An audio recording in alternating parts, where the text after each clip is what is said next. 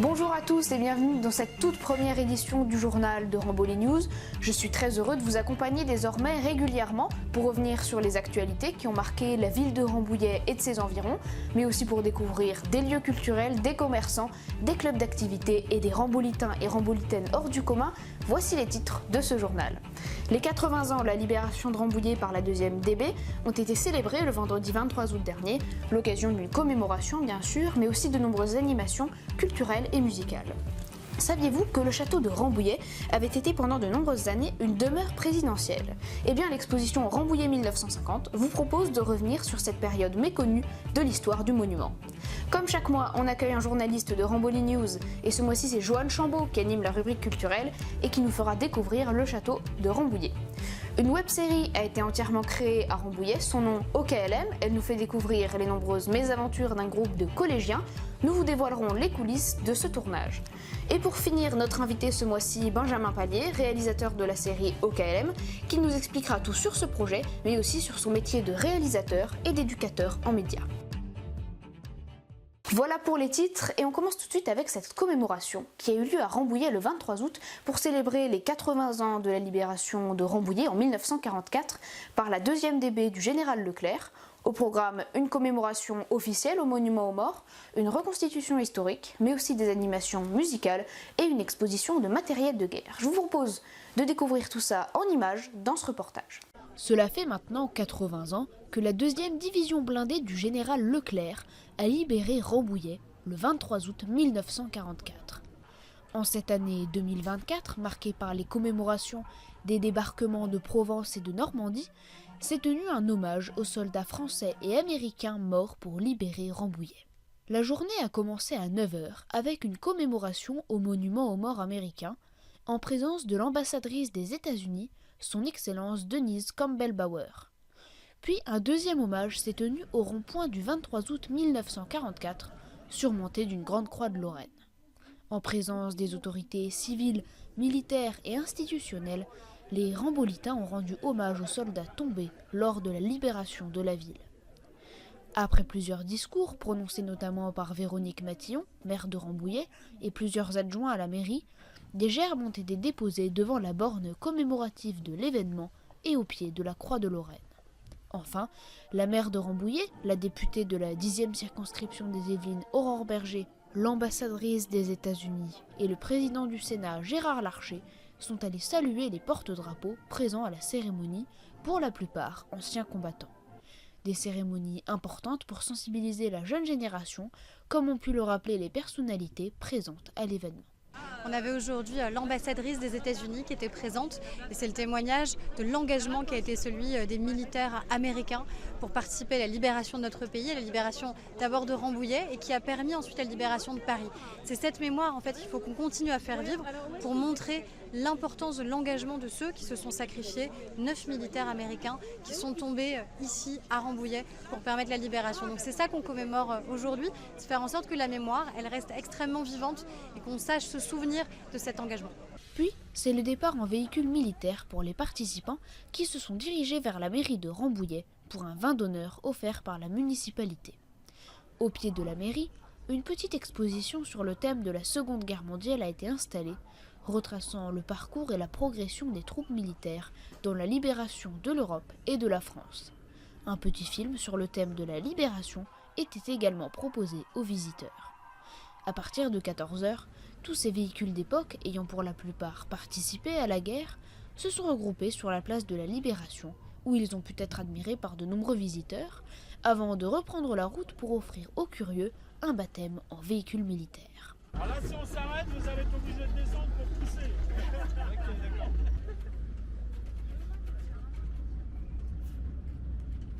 De nombreux véhicules étaient visibles, et notamment un véhicule de transport de troupes américain appelé Half-Track. Il s'agit d'un véhicule donc américain, Half-Track, qui signifie semi-chenillé. Half, moitié, puis track, les chenilles. Donc nous allons remonter dans le temps, il y a très longtemps, donc début des années, en 1919, Citroën, André Citroën, polytechnicien, excellent ingénieur avec un grand sens de l'analyse, va avoir déjà l'idée de mettre la France sur 4 roues. Donc il ira chez Ford qui a copié les idées de Olds, qui deviendra Oldsmobile par la suite, pour la fabrication des voitures en série. Il va aller chez Budd pour le système d'assemblage des tôles qui sont ensuite passées à la presse, à la pince électrique. Et il va convertir son usine de fabrication d'obus, et il va la convertir en fabrication de voitures. Ça va être André Citroën va fabriquer avec ce qu'on appelle la trèfle, la première voiture française et européenne fabriquée en grande série, populaire, solide, avec 2 séries, les 5 roues, donc dont la roue de secours, l'éclairage électrique et le démarreur électrique. À l'issue de cette journée, un bal swing a été proposé par la mairie sur la place de la Libération de 17h à 22h. Une belle façon d'achever cette journée de commémoration placée sous le signe de la liberté. Vous ne le saviez peut-être pas, mais le château de Rambouillet a été une résidence présidentielle jusqu'en 2017 et il a accueilli de nombreux présidents de la République française.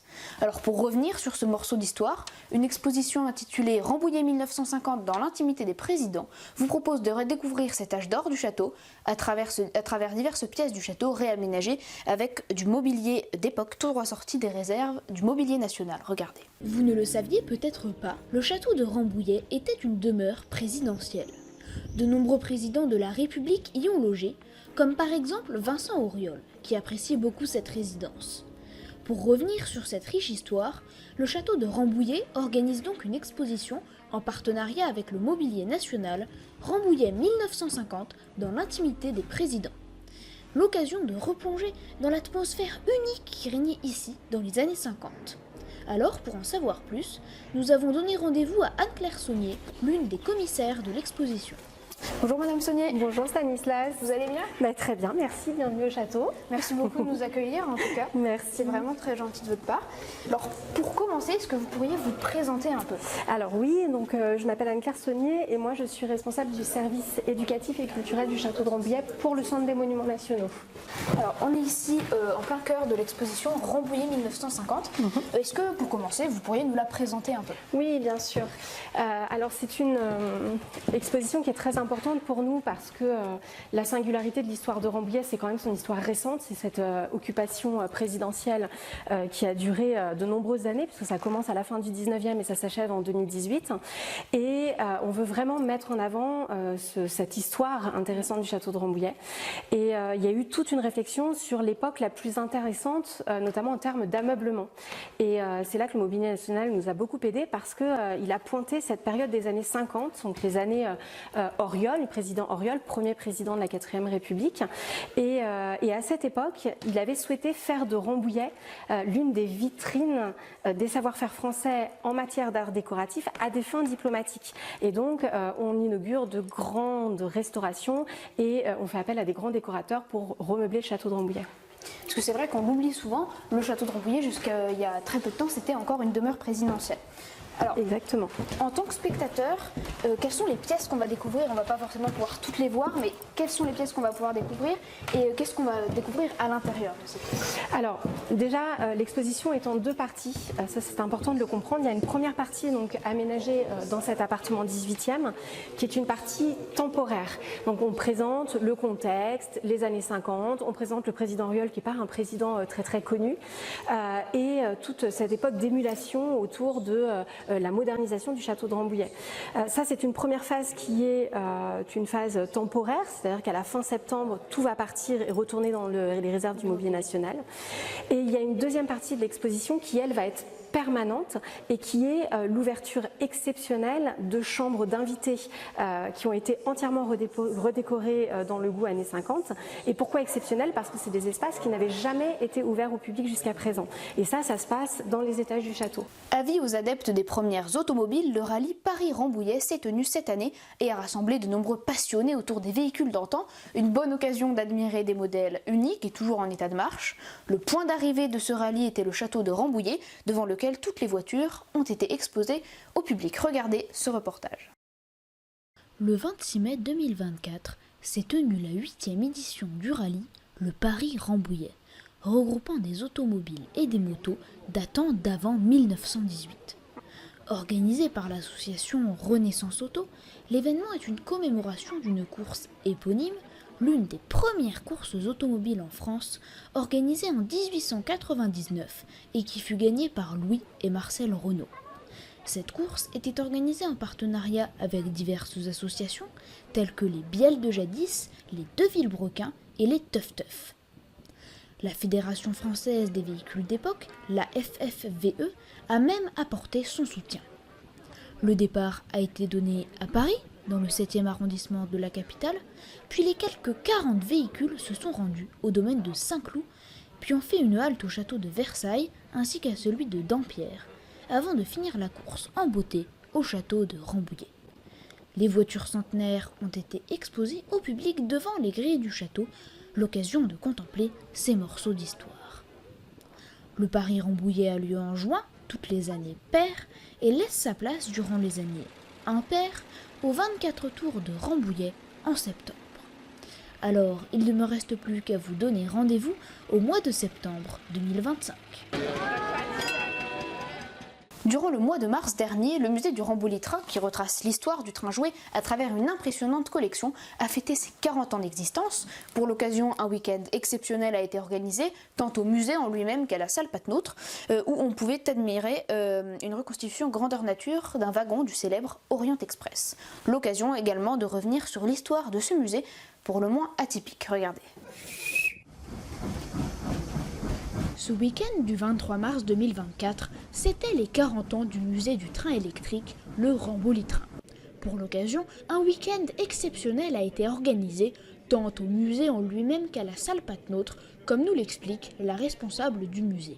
Donc la programmation, c'était de refaire du train de jardin ici, bien sûr, comme d'habitude. Et on a une exposition spéciale à la salle Patnôtre, avec des artisans, des réseaux. On a reconstitué un wagon de l'Orient Express aussi. Donc plein de choses sympas qu'on n'a pas l'habitude de montrer. Le but, c'était aussi d'agrandir le musée, ce qu'on ne peut pas faire, et d'étendre les collections. Le musée du Rambouillet Train a ouvert le 23 mars 1984. Il a été créé par deux passionnés du train jouet, Jacques Wiesbeck et Alain Baldit. Jacques Wiesbeck possédait une très grande collection de 4000 modèles réduits qu'il a légués ainsi que sa maison à la ville de Rambouillet, qui en a fait un musée. Mais qui de mieux pour vous raconter cette histoire qu'Alain Baldit lui-même, l'un des créateurs du musée. J'ai mon grand-père qui a un bistrot rue Daniel Casanova à Paris, dans un quartier très prisé du 1er arrondissement. Et j'ai un ami bottier, place du marché Saint-Honoré. Et il me dit, est-ce qu'il faisait déjà des locomotives? Il me dit, mais est-ce que tu pourrais me prêter ces locaux pour mettre dans ma vitrine de Noël? Moi j'ai dit, si tu veux, pas de problème. Et un jour, un monsieur, Jacques Wiesbeck, dont tu me parles, passe place du marché Saint-Honoré. Que voit-il chez ce bottier? Des locomotives en laiton. Donc, surprise totale, collectionneur déjà, dit, mais est-ce que je peux rencontrer M. Baldi? Et moi, je dis, pas de souci. Il vient me voir et il me dit, Monsieur Baldi, est-ce que vous pourriez me construire une locomotive de type Franco que tu peux voir au musée Rambouillet Train? Et donc, je fais cette locomotive. 3 ans après, je lui dis qu'elle est prête. Je vois arriver. Il était ravi de l'exécution et tout. Il m'emmène voir la collection, qu'il avait une rue des Apennins et l'autre rue de Clichy. Et là, je vais là-bas. Caverne d'Ali Baba, il y avait 3 000 à 4 000 pièces de train jouet. Tu te rends compte? Moi qui étais fou du train, j'avais jamais vu ça. Et il me dit, mais M. Baldi, si un jour il se passe quelque chose, problème dans votre situation, vous voulez changer de métier, etc., j'ai une maison à Rambouillet et je souhaite faire un musée. 10 ans après, pour des raisons familiales, etc., je l'appelle, je lui dis, écoutez, je suis votre homme, on vient à Rambouillet et on décide de faire le musée. Voilà la genèse de l'histoire, je te la fais la plus courte, elle est déjà longue. Et aujourd'hui, le train électrique continue de fasciner les petits comme les grands, réunis pour cet événement. Des dizaines de maquettes de trains électriques ainsi que des pièces uniques étaient réunies dans la salle Patnôtre pour l'occasion. Et notamment une reconstitution d'une voiture du célèbre Orient Express. On a fait ça spécialement pour les 40 ans du musée avec des amis du musée, bien sûr avec le concours aussi d'Alain, pour faire le décor qui est en façade. Le décor qui est dans le fond, c'est quelque chose que j'avais chez moi puisque je suis collectionneur, j'ai ces objets Alain les avait vus chez moi, il avait voulu en faire profiter tout le monde lors de cette exposition. Et donc on a, pendant 15 jours, 3 semaines, on a constitué cette cabine et cette façade avec des éléments d'origine, comme qu'on peut les voir ici, des fenêtres en bronze, l'œil de bœuf ici qui est un œil de bœuf d'une voiture de luxe des années 30, la plaque itinéraire pour aller à Istanbul, ainsi que toute la vaisselle qu'on a installée pas plus tard que vendredi et qui sera démontée tout à l'heure. Mais tout ça, ça nous a pris plusieurs jours de travail à plusieurs de l'association pour couper, peindre, assembler et reconstituer ce décor. Cet événement était également l'occasion de rencontrer de nombreux passionnés qui profitent de cette occasion pour exposer leurs réalisations. Moi j'ai la passion du chemin de fer depuis l'âge de 12 ans à peu près, qui a été transmis par mon frère aîné qui lui l'avait déjà avant moi et encore plus jeune que moi. Donc voilà, puis dans les années 60, fin des années 60, début 70, on a cherché à former un club. On a trouvé d'autres gens aussi qui voulaient former un club et on s'est réunis pour créer ce club de Conflans en 1971. Et donc à Conflans, on a dans 2 voitures à chemin de fer, on a un réseau aussi, HO, voie normale, qui a environ 220 mètres de voie, sur lequel on peut faire rouler environ une quinzaine de trains. On présente nous un réseau suisse à l'échelle HOM, voie métrique, donc au 87e, qui représente des portions de lignes des RHB de Ratichbahn, situées dans les Grisons, dans le sud-est de la Suisse. Ces modules ont été construits par différents membres, chacun construisant son module, mais il y a eu une entraide entre chaque membre pour effectivement fabriquer, parce que certains étaient plus doués pour faire de la menuiserie, d'autres pour poser de la voie ou de la caténaire. Enfin, chacun dans sa spécialité a collaboré, mais chacun était responsable de son module. Le module, c'est-à-dire une portion de voie, et qu'on peut donc accrocher les uns aux autres, on les réunit pour faire un réseau. Alors, on a encore d'autres modules qu'on n'a pas présentés, mais ce réseau peut avoir jusqu'à 15 mètres de long. Là, il a à peu près dans les 12 mètres. Le musée du Rambouillet-Train, situé en centre-ville de Rambouillet, expose de nombreuses reconstitutions à l'échelle 1/43e. Tout le monde peut venir admirer ces dizaines de trains électriques qui circulent dans un grand décor situé au second étage du musée. L'occasion de revenir également sur l'histoire du train jouet de manière ludique et amusante. Et si vous voulez faire un voyage en train à vapeur, c'est possible plusieurs fois dans l'année lors de grandes occasions, comme c'était le cas aujourd'hui. Sur ce, bon voyage!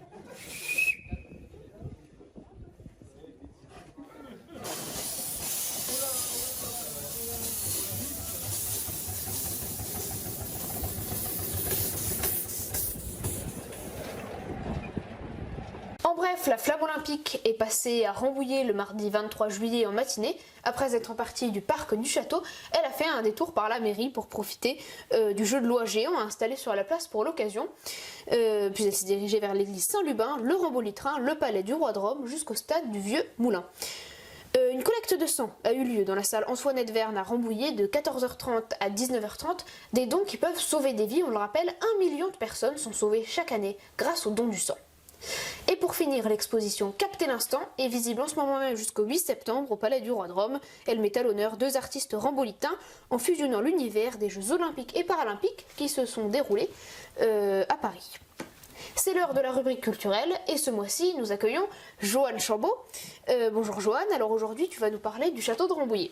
Quelle est son histoire? Bonjour Stanislas, donc ce château à l'origine était un manoir qui a été acheté par Jean Bernier en 1368. Au terme de plusieurs années de travaux, il réussit en 1374 à faire un véritable château fortifié avec des douves, des murailles, etc. En 1384 va se jouer un événement majeur pour le château. Il est racheté à Guillaume, fils de Jean Bernier, par Regnault d'Angennes. Il restera dans la famille d'Angennes pendant presque 315 ans. Nous sommes à présent en 1425, en pleine guerre de 100 ans, donc le château est incendié et pillé. Et pas qu'une fois, en tout il fut pillé 3 fois de suite. Jean II d'Angène, le propriétaire du château donc à cette époque, va passer sa vie à le reconstruire entièrement. Alors nous sommes maintenant en 1547, donc la France est gouvernée par François Ier. Celui-ci séjourne à Rambouillet, où il adore chasser dans cette forêt très giboyeuse. Mais le 31 mars, il commence à se sentir mal. Il s'installe dans sa chambre, située dans la tour moyenâgeuse. Atteint de septicémie, il s'éteint. Cette tour portera désormais le nom de tour François Ier. C'est en 1612 que notre château va enfin connaître son heure de gloire. Effectivement, il est élevé au rang de marquisat par Louis XIII. Entre 1670 et 1681, Charles de Sainte-Maure fait agrandir le domaine et redessiner les jardins. À ce propos, connaissez-vous Jean-Baptiste de la Quintinille? C'est le jardinier du roi. Et il créa des vergers au château de Versailles pour le roi Louis XIV. Il en aura justement créé un à Rambouillet. Pendant la Révolution française, maintenant, le château est laissé à l'abandon. C'est grâce à Napoléon Bonaparte qui est à nouveau transformé en rendez-vous de chasse et en maison d'habitation. En se rendant plus tard en exil, Napoléon passe une journée au château de Rambouillet. Il y aura aussi Charles X qui abdiqua au château.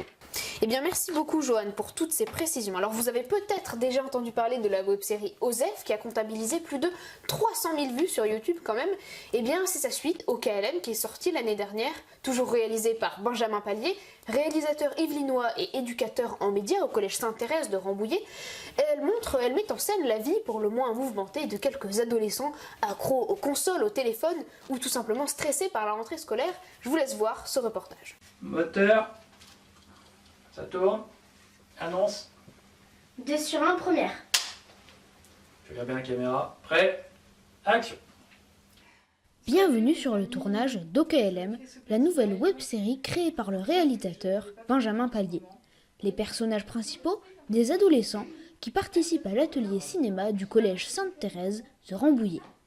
Aujourd'hui, Aurélie Huguenade, actrice professionnelle, incarne la mère d'Eléa, une jeune fille dont les parents sont divorcés. Alors, je joue le rôle d'une maman qui a donc une fille de 14 ans et donc elle a elle se sépare du père de sa fille, donc c'est difficile et voilà.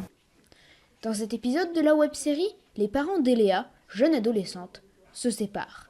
Désemparée, la jeune fille ne comprend pas, mais profite de la situation. Maman? Oui? Est-ce que tu pourrais m'acheter le dernier iPhone?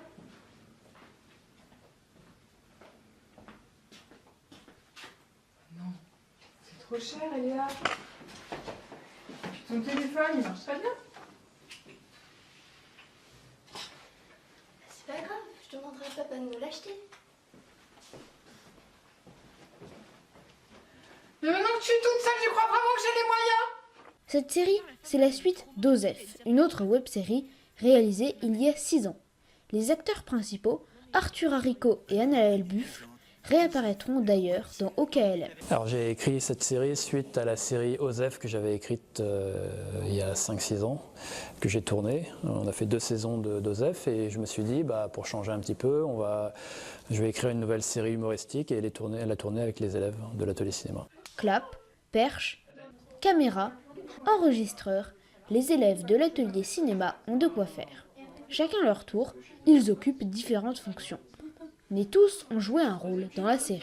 Une série dont le but est de faire réfléchir les petits comme les grands sur l'adolescence et les problèmes que les jeunes peuvent rencontrer. Alors le but c'est avant tout pédagogique puisque les élèves participent à toutes les étapes de réalisation du film. Ils sont techniciens, ils sont à la fois derrière la caméra et devant la caméra. Ils sont aussi comédiens. Et puis la série en elle-même, c'est donner des conseils aux jeunes qui vont regarder cette série sur différents thèmes de l'adolescence. Le teaser de cette web-série est quant à lui déjà sorti sur la chaîne YouTube OKLM, la web-série. La chaîne de télévision des Yvelines, TV78, a par ailleurs réalisé un reportage sur l'atelier cinéma. Et justement, je reçois sur ce plateau Benjamin Pallier, réalisateur de la web-série OKLM. Bonjour Monsieur Pallier. Bonjour Stanislas. Pour commencer, est-ce que vous pourriez nous expliquer ce qui vous a donné l'idée de réaliser cette série qui s'appelle OKLM? Alors ce qu'il faut savoir, c'est que juste avant d'avoir réalisé cette série, j'en ai réalisé une autre avec les élèves de mon atelier cinéma qui s'appelait OSEF. C'était une web-série qui parlait des adolescents, il y avait plusieurs profils d'adolescents, c'était une série humoristique. Et donc 5-6 ans après, j'ai décidé d'écrire OKLM pour essayer de montrer différentes situations dans lesquelles les ados pouvaient se retrouver, essayer de répondre à certaines interrogations. Donc j'ai choisi un garçon et une fille pour respecter la parité. Et puis j'ai écrit tous les épisodes et puis on l'a tourné avec mes élèves de l'atelier cinéma. Et le garçon, c'était moi. Voilà. Comment s'est passé le tournage? Est-ce que vous avez été aidé par les élèves, notamment pour la partie technique? Oui, alors ce qu'il faut savoir, c'est que quand on fait un projet avec l'atelier cinéma, il y a... Alors l'écriture, c'est moi qui ai écrit toute la série. Après, certains élèves peuvent être amenés à me donner quelques idées pour finaliser le scénario. Et ensuite, au niveau technique, les élèves participent. Il y en a un qui va faire le clap, il y en a un qui va tenir la perche, un autre qui va gérer l'enregistreur, un autre la lumière. Voilà, toutes les tâches techniques sont réparties avec tous les élèves qui sont derrière la caméra. Et donc le scénario, on le précise, vous l'avez écrit tout seul? Oui. OKLM, ça a été réalisé dans le cadre de l'atelier cinéma que vous animez au Collège Sainte-Thérèse. Depuis combien de temps il existe cet atelier? Alors, il existe depuis 17 ans maintenant. 17 ans. C'est ma 20e rentrée à Sainte-Thérèse et j'ai commencé à le monter 3 ans après mon arrivée. Et qu'est-ce qu'on y fait dans cet atelier cinéma à part des web-séries dans ce style? Alors on fait beaucoup de choses. Alors c'est sûr que c'est pas évident à chaque fois de trouver de nouvelles idées parce que le décor est quand même restreint. On a souvent des salles de classe, des cours de récréation, donc il faut faire preuve d'imagination pour à chaque fois trouver un nouveau projet intéressant et qui intéresse les élèves surtout, c'est la priorité. Alors, dans l'atelier cinéma, donc, on essaye d'écrire, on tourne, on fait un peu de montage, mais c'est vrai que la salle informatique n'est pas équipée niveau logiciel, niveau logiciel et ordinateurs qui sont pas assez puissants. Donc on fait beaucoup de tournage, on peut aussi être amené à faire du stop motion, c'est arrivé aussi, faire de la photographie, voilà, tout ce qui est en lien avec l'audiovisuel, et on fait aussi également du doublage. Alors j'ai cru comprendre qu'il y avait un grand projet dans l'atelier cinéma qui allait se lancer cette année, notamment avec les élèves, les anciens élèves de 3e qui sont passés au lycée. Voilà, c'est-à-dire que maintenant donc, on a ouvert un peu l'atelier cinéma aux élèves du lycée parce que j'ai eu une promotion exceptionnelle qui m'a suivi de la 6e jusqu'en 3e. Donc on va continuer voilà, jusqu'en terminale, ça pourrait être pas mal. Et on va essayer de faire un vrai film pour le coup avec un scénario écrit par un de mes élèves et essayer de faire un vrai projet cinématographique et ensuite de pourquoi pas le présenter à un festival. Et alors vous êtes également réalisateur, vous avez créé des courts et longs métrages, est-ce que vous pouvez nous parler un peu de ce que vous avez déjà pu faire?